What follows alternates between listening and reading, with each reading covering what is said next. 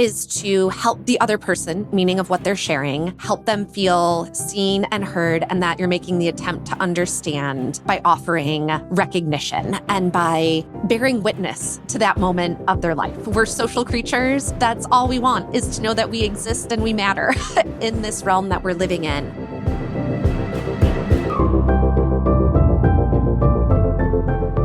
That's Katie O'Malley. Since 2018, she's worked with hundreds of individuals, teams, and organizations as the founder of Encourage Coaching. Katie's best known for her AIR listening method, which helps professionals create more trust, connection, and understanding in any conversation.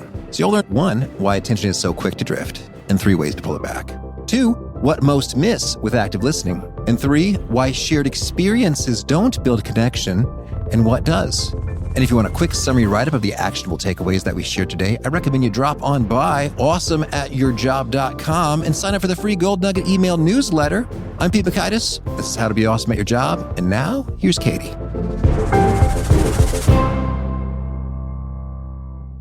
Katie, welcome. Thank you so much for having me on your podcast today. Well, yes, I'm excited to be getting into it. You call yourself a professional listener, which is a great role. Can you tell us something surprising you've learned about listening over the course of your professional listening career?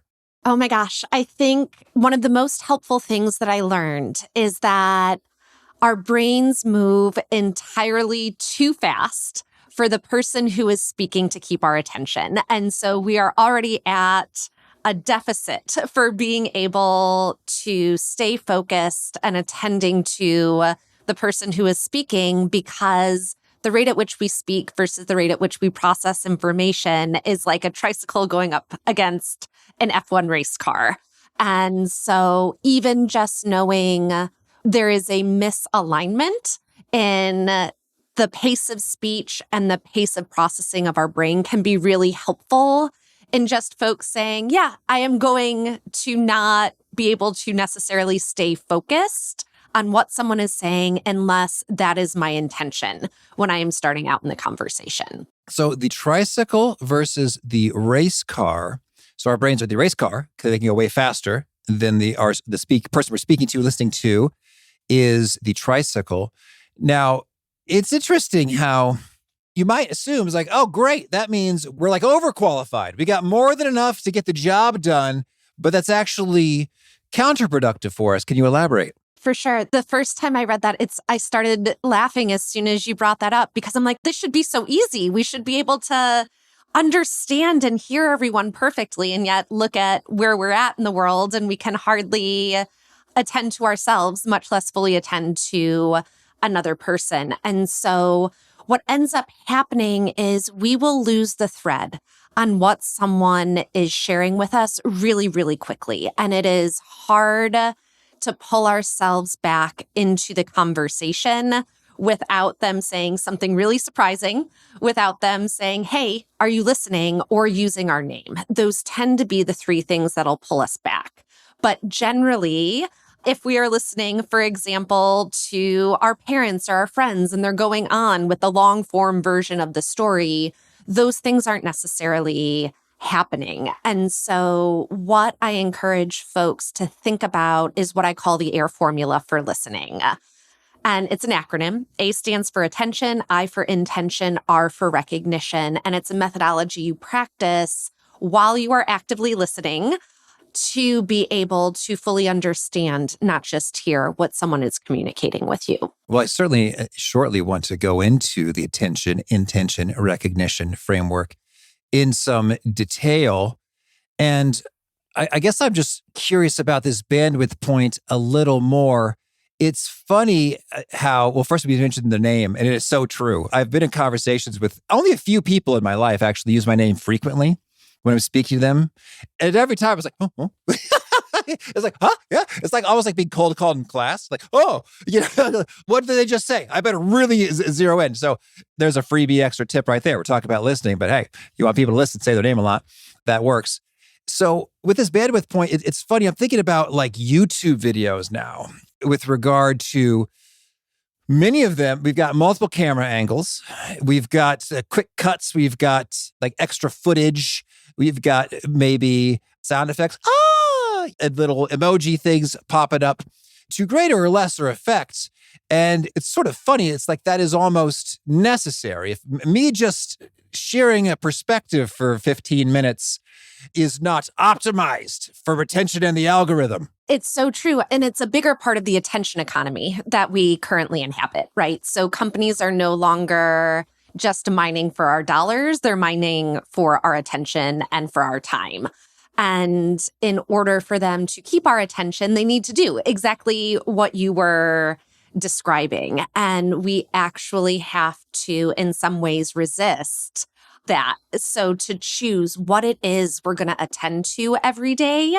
And I think part of that starts with the human who is right in front of you, not the screen, not the big screen, not the laptop screen, not the phone screen, not the smartwatch screen, but the actual human who is in front of you, and starting to practice and build reps around listening in that way. Because we were, and stop me if it was, you had a different experience in K through 12, but growing up, we were taught to read, write, complete math problems, all the way up to calculus proofs. But no one ever taught us to listen, even though teachers and parents were constantly saying, listen up, pay attention. No one ever taught us how to actually do that effectively or to control our brains for long enough to be able to choose what it is we would tune into and tune out of. Well, you mentioned teachers and parents teaching.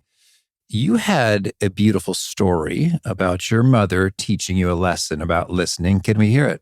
Absolutely. So taking you back to, 1993, I'm 11 years old, northwest suburbs outside of Chicago. And it was after dinner. My mom was sitting at the kitchen table, and I think this is important, drinking a Crystal Pepsi. Oh, I remember those. Can you still get that? I liked that. I think it's been gone for years or decades. They discontinued it in pretty short order, but she was drinking a Crystal Pepsi, flipping through a magazine like Better Homes and Gardens, and I'm on our landline phone that is corded into a wall. And everyone can hear my conversation, right? There's no privacy as a child in that way, really. Back in the 80s and early 90s, and I was on the phone for about an hour. It was like my after dinner activity with my very best friend. Her name's Jenny, and got off the phone after an hour, hung up the phone. And within seconds of me hanging up the phone, my mom very calmly said, "You're grounded, 2 weeks starting tonight." And I was just beside myself. I was a good kid. That was the first time I had ever been grounded. And Pete, I didn't even know what it was for. And so racking my brain, did I swear or curse on the phone? Did I tell Jenny a secret I wasn't supposed to tell her? Was I gossiping or speaking ill of someone? And I couldn't find where the issue was. And I said to my mom, tears like in my eyes coming down my cheeks. And I said, "I don't understand why I'm grounded. What is this? What happened?" And she goes, "You were on the phone with your, quote, best friend for an hour, and you talked about yourself the whole time. You talked about your day at school, your activities after school, what you had for dinner, what you're going to have for a snack. You didn't even pause long enough for her to interject, and you didn't ask a single question either. And that's simply not how we treat people in this house. So you're grounded for 2 weeks starting tonight." And I've never forgotten that. It was so powerful because it bumped up against my identity of being a good, caring, kind human. And I had let her down, which all of this was new. I had never really done before. And what I think made that moment even more impactful was she was battling colon cancer at the time and passed away just about a little over a year later. And it's one of those last moments or memories that you have with a parent. It kind of gets imprinted on your brain and on your heart. And ever since, it's just, if I'm going to move through the world as the type of human my mom would have wanted me to grow up to be, listening has to be a part of that. Well, that is powerful. Thank you for sharing. And that's, You're welcome. It's beautiful. And what a legacy to see that many thousands of folks listening better as a result of that imprinted moment and her conviction and example. So that's beautiful stuff. Okay. Well, so then listening seems like a friendly, kind thing that our mothers would like for us to do. And it seems like something we quote unquote should do. But could you expand for us? What are the concrete benefits of upgrading our listening from whatever is the norm in this day and age to a masterful level? Yeah. So benefits include, first, really, when we listen, it's not just about the other person, it's about us. And so there is, to some extent, a level of self-development that is happening even while you're attending to another person and what they're saying. But by attending to them through actual listening, not just performing listening, which is active listening, which is something most people know about. And it's a little bit like you're doing right now for folks who are listening in, nodding your head, making eye contact, kind of mirroring my body movements. That is active listening, but that's a performance. That's the thing that keeps our busy brain occupied long enough to actually start to focus on what's being said. So let me back up, though. The other benefits include we are so isolated and lonely and starved for real human connection right now. And I think some of that started happening right around 2013, 2014, when Instagram started to pick up speed, kind of doubled down in the pandemic. But as a result of that, folks have lost the ability to connect with one another and know how to really connect and tolerate the discomfort of, I'm not sure what this person is going to say, and I'm supposed to have a response, because that's how we've been socialized to respond when someone finishes speaking, not just continue down the path of learning more about them. And so if we're able to do this, what the benefits include are greater connection because we have greater understanding with somebody else. We've given them dignity from listening, which I also think is something that is missing in our day-to-day adventures in the world, whether online or in real life. And then also trust. Social trust is so low right now, and you can take just about any community, trust in schools, trust in families, trust on your team and in your workplace. If we want to get back to a place where we understand and trust each other enough so we can connect, listening has to be forefront of that equation. And it's just not yet. Okay, understood. Well, so this framework, attention, intention, recognition, AIR, let's hear the rundown. How do we do it? So the way I encourage folks to think about this is applying it almost in like a double helix way. Like DNA has those two strands that are wrapping around, and we are applying the AIR formula to our conversation partner. Simultaneously, we are applying the AIR formula to ourselves. And so I'm going to go through each bit of it so we can talk about what that looks like. A stands for attention. And I always say listening is a function of attention. We can't listen unless we are at attention. And this is where active listening is actually very valuable, and doing the things that I previously described, which is very apparent to the person who is talking, and it encourages them to keep sharing when you're nodding, making eye contact, mirroring body language. But we also need to be attending to ourselves, because we are the ones that tend to get in the way of our ability to really hear and understand someone when we're listening. And so what I encourage people to think about when you're attending to yourself, scanning your body for what's coming up. Are you feeling your heart start to race when somebody shares something? Are you getting goosebumps when they communicate something that is really inspiring to you? Are you attending to the fact that maybe you floated away for a minute and weren't paying attention anymore, and what caused that? And starting to look for patterns in your brain and your body to be able to say, these are kind of the tripwires that get me out of attention on what's going on instead of staying focused on the person. And I also share one of the very best ways to do that. Put your phone on Do Not Disturb, put it on airplane mode.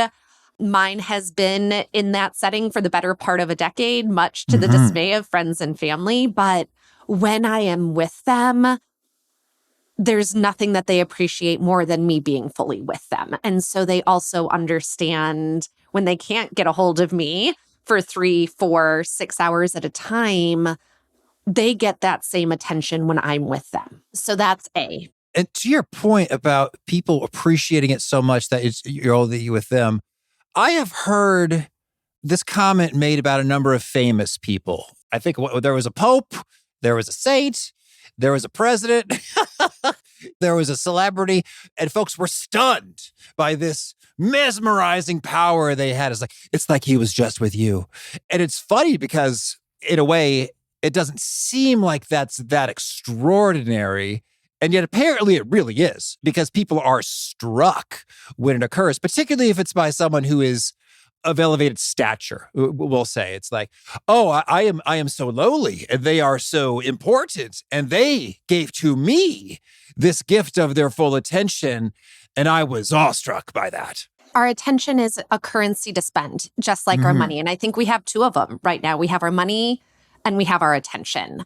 And so your point is spot on. And even if it's just two folks, right, having a conversation and you're able to do that for somebody, that's how starved we are for attention from another human, is that will stick with you much longer than most anything else that might happen to you in a day. Well, and talking about tripwires, let's see, it's funny. It's so meta. We're talking about attention. You mentioned it's like a double helix.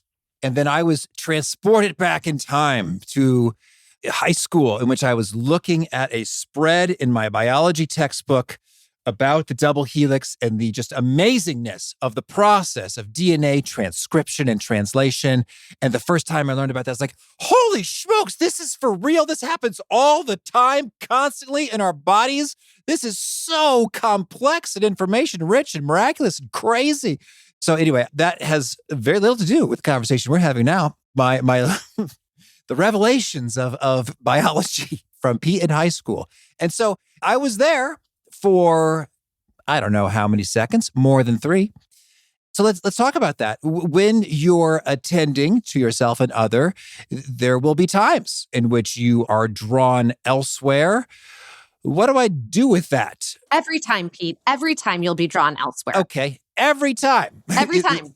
I do this for a living. It happens. So what do I do with that? The very first thing is that your brain needs to know you're going to do something with that thought, or that you're going to stay on that path, right? And so when I was in graduate school and training up to be a therapist, it was one of the first things they said to us. Every session you have, your brain's going to go somewhere else. It's not going to be on your client for 52 and a half minutes or whatever insurance companies pay for now. And that's okay. That's normal. That's how we're wired. But you have to do something with that thought. And the very best thing to do in that moment, jot it down, write it down. And if you can't do that, then almost silently talking to yourself, saying, this is important to me and I'm going to come back to it later, but this person is more important right now. And just practicing the compassion of, you're not going to stay focused on the person the whole time. You know this is coming. It's going to happen at some point. The goal is, how quickly can you become aware of it and come back into the conversation? That's the goal, to reduce that time footprint you're away.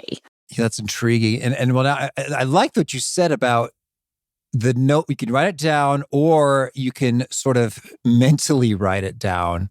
And I'm thinking there's so many like memory tricks associated with forming associations. So maybe it's like, hey, next time I sit at my desk, I'm going to create a mental imagination association between sitting at desk and whatever, the DNA double helix or or whatever. And so then you've effectively written it down, quote unquote, in your mind, such that you feel like you've got the permission to let go of it all the way. Exactly. And it could even be as easy, Pete, as saying, gosh, Pete, the double helix is important to you. Be sure to come back to it after this conversation. That's enough. Yeah. Cool. All right. So attention, it will certainly slip. We become aware, we note, we return. understood. How about intention? Yeah, intention. This is the one that's really tricky, especially for those of us who have been socialized in America and in our culture and in our society, where extroversion and speaking is prized over folks who are more introverted, quiet, not always using their voice, right? But what I always say is communication has not taken place if the message was not received by the other person, right? So you can talk faster, you can talk louder, but if the other person isn't attending to you and trying to understand, communication hasn't taken place. So intention is within the AIR formula, it's your constant. It's never going to change, whether you're in a boardroom or at the baseball field for your kiddos. Your intention is always going to be to do your very best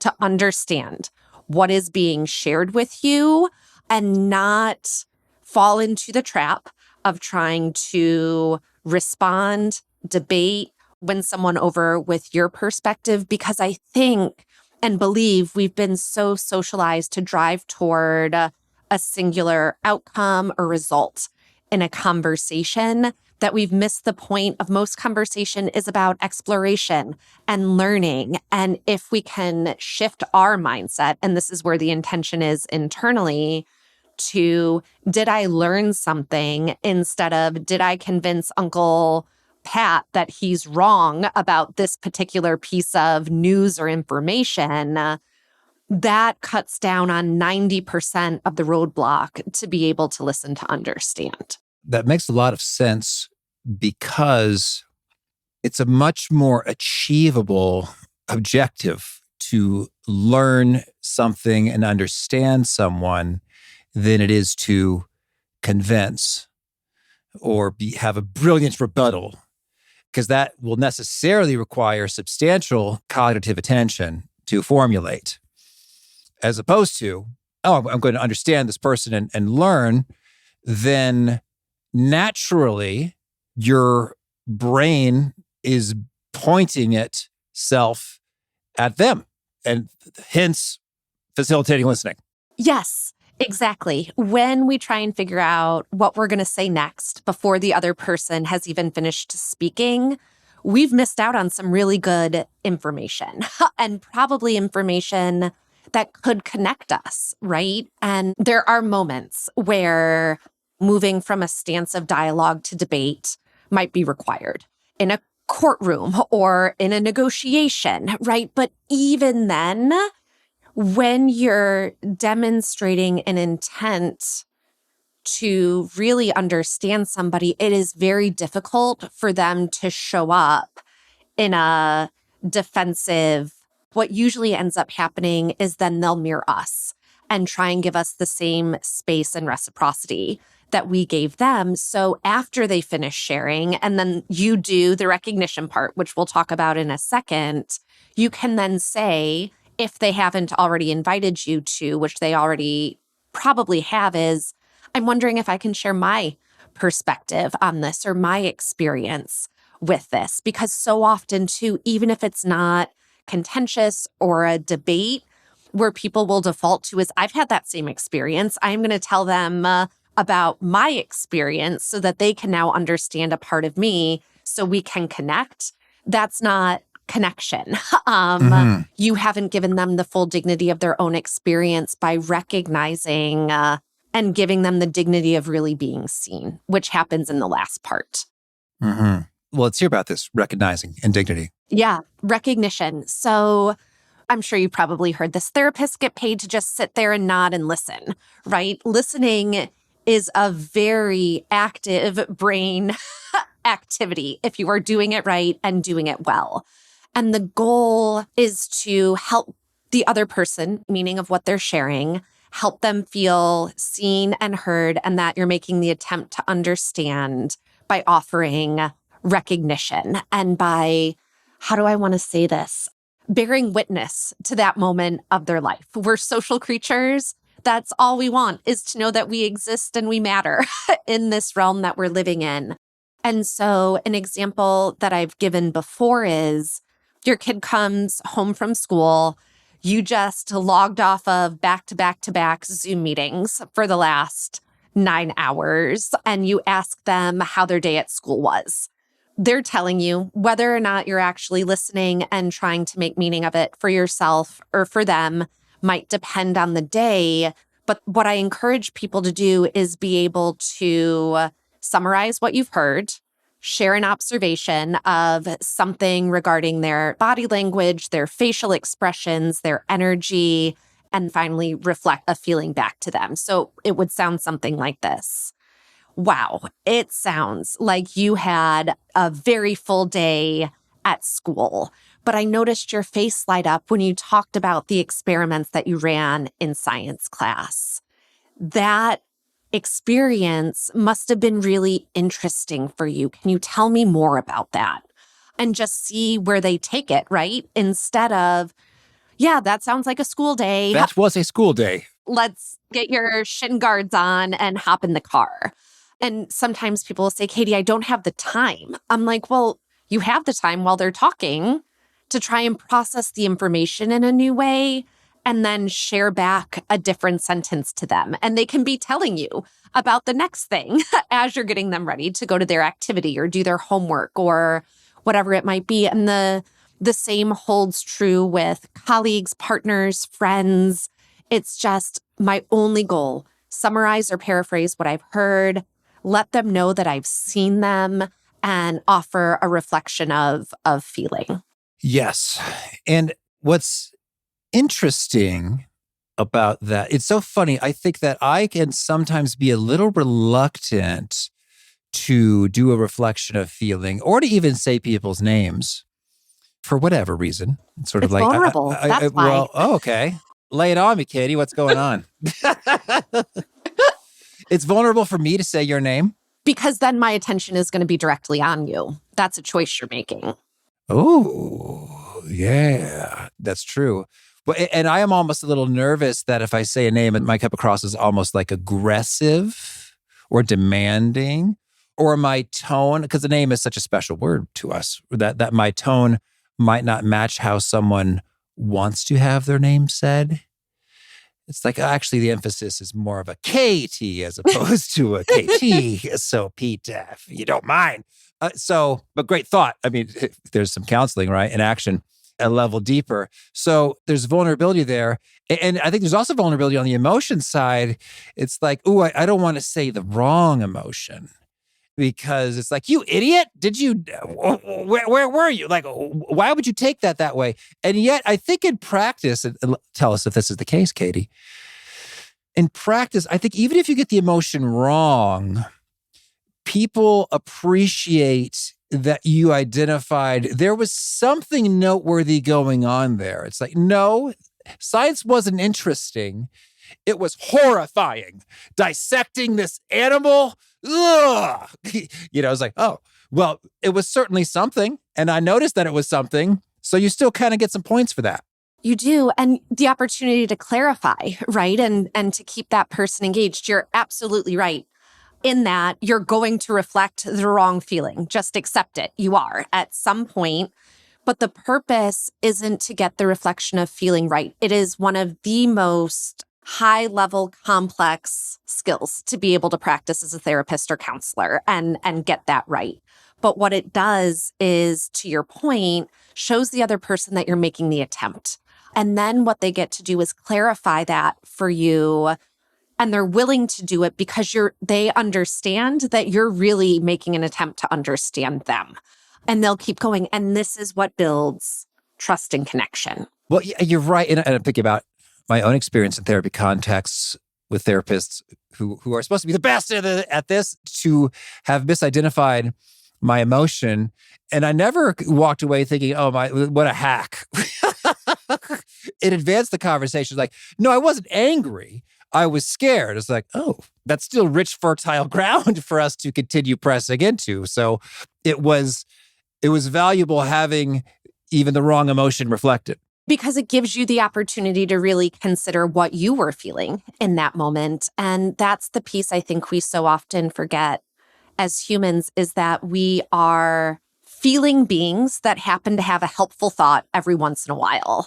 but we really fancy ourselves as these incredibly cognitive, thoughtful beings that happen to have a feeling every once in a while. And the moment that somebody helps us go there, we're able to reconnect to our own humanity and develop a deeper sense of self-understanding, which again, vulnerable, but also incredibly valuable and a conduit for building trust. Mm-hmm. And a follow-up question. You said it's generally not ideal to share, hey, I had that experience too, but rather to finish fully listening to the other person and then perhaps asking for that permission. So it's interesting the way our free associative brains, particularly at least mine for sure, someone says something, it sparks something, and then I'm excited about it. And it's like, oh, I could share this because it feels connective to me, but it may or not feel connective to them. Do you have any pro tips for how do I navigate this domain? One of the things that I think is really important to remember about experience is it is not the shared experience that actually connects us. It is the shared emotion as a result of that experience. And so oftentimes, because I am a very enthusiastic, energetic person, and I struggle with this when someone shares an experience and I've had a similar one, what I'll say is there's something I want to come back to, but first, here's what I heard. Am I following? Am I tracking? And then it'll be that invitation again from that person. Oh, what was that thing you wanted to share? And you can say, oh, I had a similar experience to you in this particular domain. For me, it kicked up a lot of worry and anxiety. But for you, it seemed to kick up excitement. Can you talk more about that? Mm-hmm. Yeah. And again, going back to that reflection of feeling piece. And it's not so that we can diagnose and pathologize folks, but that is where true connection happens, because to recognize the feeling that we've had around an experience requires us to be vulnerable and access that, to then be able to reflect it back to somebody else and share that is what creates the connection and invitation to keep going a level deeper. That's a really good distinction. It's the shared emotion instead of the shared experience providing the connection. So if you had an experience and then that happened to be too, it's almost like, okay. It's like, that's not doing much for me. But it is when it's like, oh, yeah, emotionally, you really understand. And in a way, it could be a completely different experience, but it's a shared emotion. It's like, ah, yes, I too was very excited about an opportunity that unfortunately did not come to pass. And so I've experienced that disappointment vibe. And then it almost makes you wonder about blah, blah, blah. I was like, yes, exactly. That's how I feel in this moment. Thank you. And so I hear what you're saying is that that's much more connecting there, and to wait instead of like, oh, well, back to me and my stuff. Exactly. Because then it's very clear to them you haven't been listening. You went off into your own little world of your experience instead of staying with them in that moment. All right. Well, Katie, tell us anything else you want to make sure to mention before we hear about some of your favorite things. I did a TEDx talk on this back in June, so you can give it a Google. The Attention We Give, Lessons from Listening for a Living. Test it out.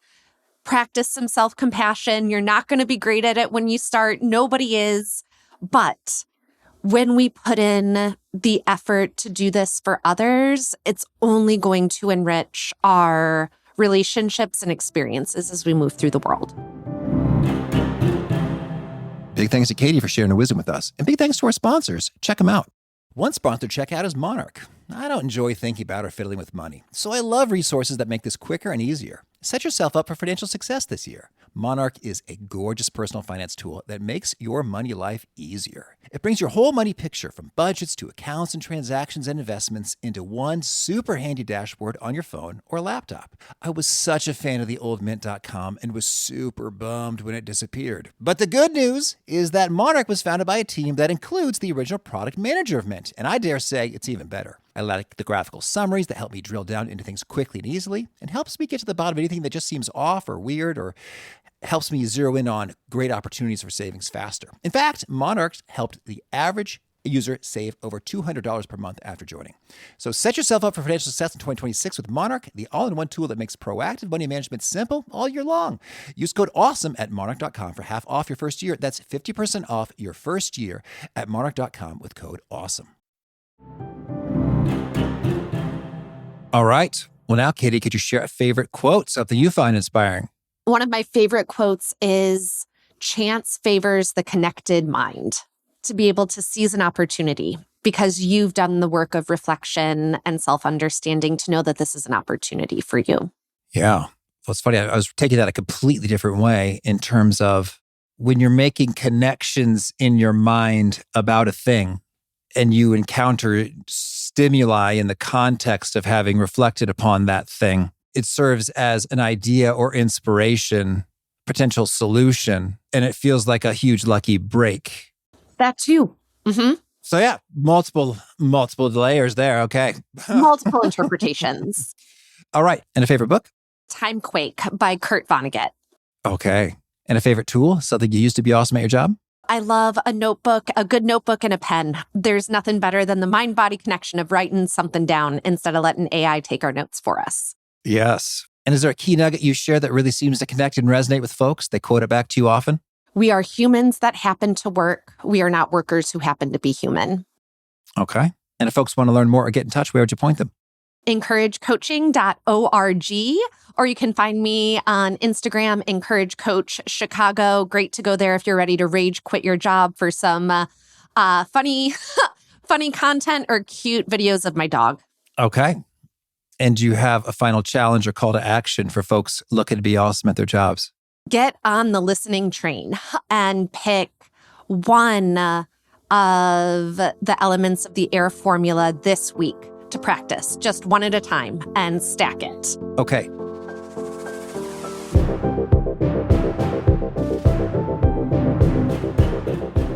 I so appreciate Katie's distinction that it's not shared experiences that build that connection, but rather the shared emotion. And so you may very well think, honestly, oh man, yeah, I went through that too.